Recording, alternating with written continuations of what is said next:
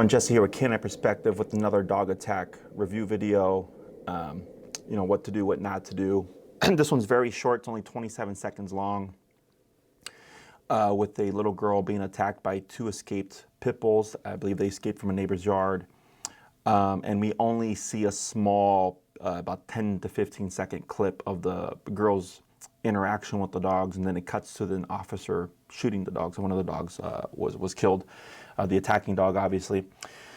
So this little girl actually handled this situation well. I commend the little girl. I believe she's 11, and I'll cut to also the newscaster and all that stuff, talking to the girl and interviewing her. But she had her wits about her, and she made some smart decisions, which I'll talk about, as it's difficult because in this particular case, it's an 11-year-old child against two fairly sizable dogs. So it's tough to teach, like, be confrontational and stuff. But this just goes to show that there are other options, similar to the pit bull attack or the off-leash dog attack on the jogger. I can't remember if it was a pit bull or not. How he was more so calm, which didn't really escalate things until he found his escape, which was the fence. I don't know how this girl escaped the situation. They don't talk about it, but we're just going to review how she handled it, okay? And I already have this slowed down. This is at 25% speed because it is a very short clip, okay? So you see the dogs approaching, and you see the girl sitting down with the broom in front of her, okay? We have the girl obviously is censored. The broom in front of her, and I believe the broom actually is what the dogs were being aggressive towards, because you can see they're kind of unsure about it. You can see the dog in the back kind of sniffing the broom from under, where the other dog is looking at it more suspiciously and like looking where her hand is, okay?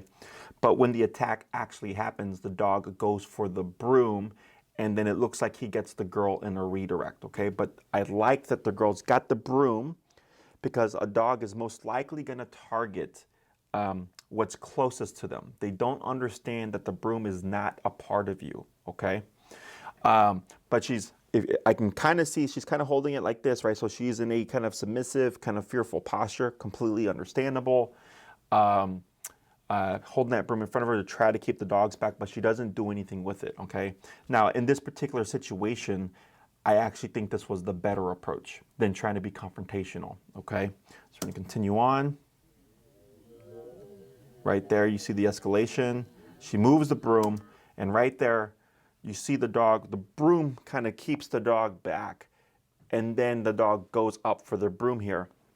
And this is also to note, we have two dogs, right? There's always gonna be a leader in the situation. The leader's typically the louder one, the bigger energy, the one that's moving in first or coming in, actually moving in towards you. So even if and we see this later on in the clip with the cop, this dog starts off behind, and then you just see a blaze past the other dog and start charging the officer, which leads to it being shot, okay? So this dog is the instigator, right? When you address the instigator, when you address the one that's leading the confrontation, the others will follow, okay? The others aren't confident enough to take over and then come in, okay? So here she waves the broom. Once the dog starts to come in, you start to see the dog go into that kind of stalking mode. The dog then redirects towards or directs its mouth towards the broom.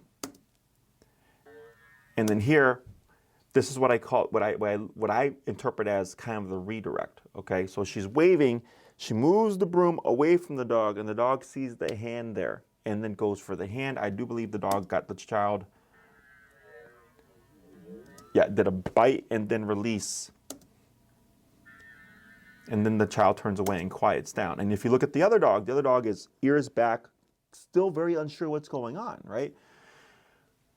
So here, again, I don't know what happened prior. I just know from this small little clip what happened. But the moment the dog put its mouth on the child and the child screamed, you see the dog kind of pull away, and it's just kind of standing there. So it's still in an arousal state, right? And the child turns around, but then immediately quiets down, doesn't become frantic, doesn't try to escape, doesn't try to run out, which would have most likely turned on prey drive and caused the dog or dogs to chase her, okay? she just stops and just remains calm. So then the dogs, once the bite happens, de-escalate to a degree, okay?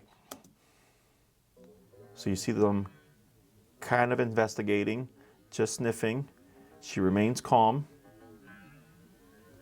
right? The dog is wagging because it's in an aroused state, moves back. The other dog is just sniffing very cautiously, right? Hanging back, doesn't really want any confrontation. And the girl's just just sitting there. A little bit of suspicion here from the other dog. Right? Other dog begins to lose interest. And then we cut to the cops. Okay? So again, by not moving, by not continuing to scream, by not trying to be frantic, the dogs lost interest. Okay, there was no escalation. So when we did the dog attack review video of the woman with her child, where I said, you know, you could have just jumped into the truck. Remember, she kept moving the child, and she most likely was screaming as well, right? Screaming in a scared way, not screaming as in a, you know, back off kind of way, right? That's what continued to escalate things. And also in that situation, you saw the black dog was the leader of the altercation. Okay, here the little girl, I understand she you know, she was scared. She screamed. The dog kind of backed off. Most likely was caught off guard or realized it actually bit a person and wasn't really intending to. Was more so unsure about the stick or the broom, from what I could see. Let's go ahead and rewatch that. Coming in, it's very short. Okay, so now the dog is actually, I can see here, the dog is actually looks like he's looking at the girl, but the broom is there. Yep.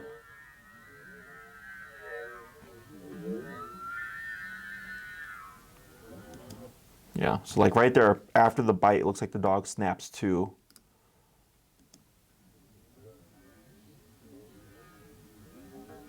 Yeah. It's hard to read with the girl being censored. I'm assuming, you know, what's happening here. But it did look like the dog was locked on to the girl. Let's go all the way back. So yeah, so you see right here, the attention's on the broom. Right there. Now it goes to the girl. And then here, she goes to deflect the dog, okay, and it pushes the dog back.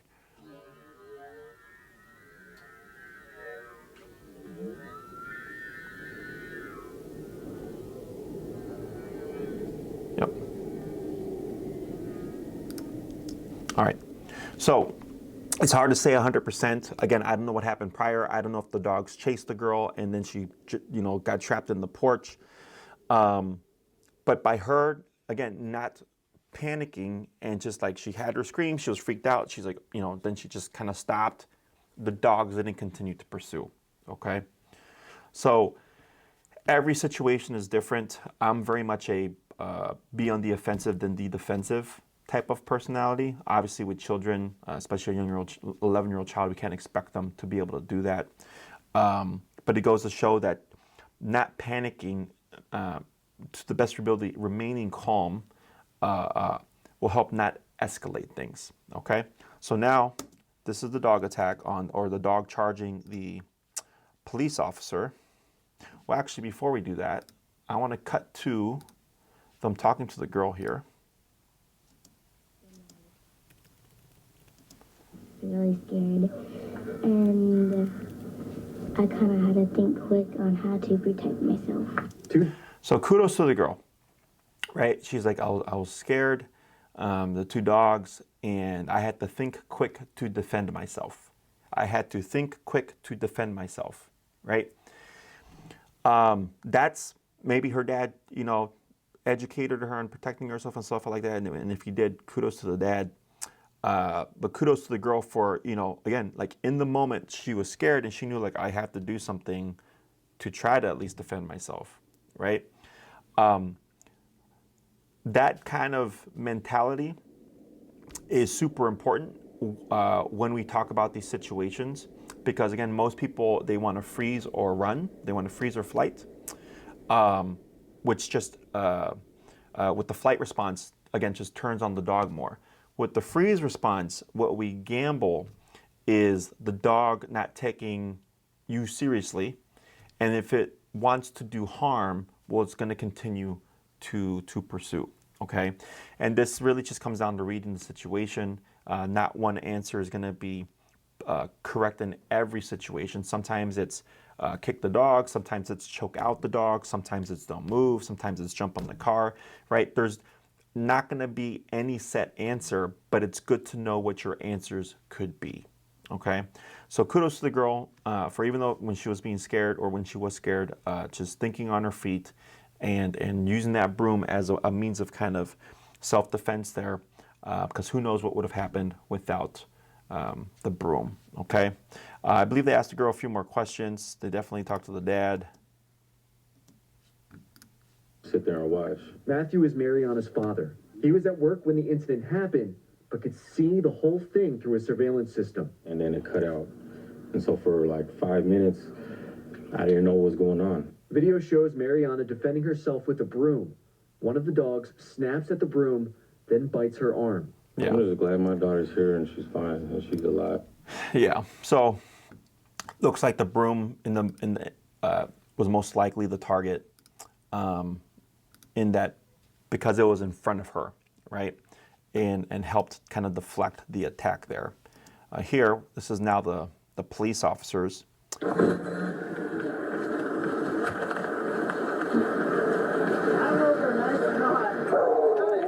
So that bark, ooh, right? To me, that's a nervous bark. That's the dog alerting, going, "Hey, we're here. Don't come towards us." They're now in a primal state, more in a defensive,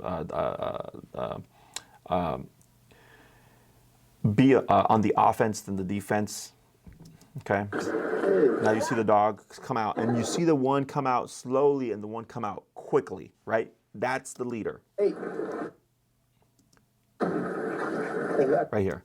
Okay, so once the dog sees that the officer is backing off, you can see the dog turn, acknowledges the officer moving backwards, and then begins the charge. Let's take a look. There it is. And then the dog, of course, gets shot, which is unfortunate, but that's what happens when you don't control your dogs. Okay, I believe these dogs escaped from a yard. So again, not the longest clip, but it just goes to show that remaining calm, whether you're going to assert yourself or remain passive, remaining calm at least helps with preventing an escalation. Because once you start screaming and yelling, now you've turned on potential prey drive, and that's really going to engage the dog and bring out that primal mode of treating you like prey. Okay, so I'm Jesse with Canine Perspective. Thank you for watching.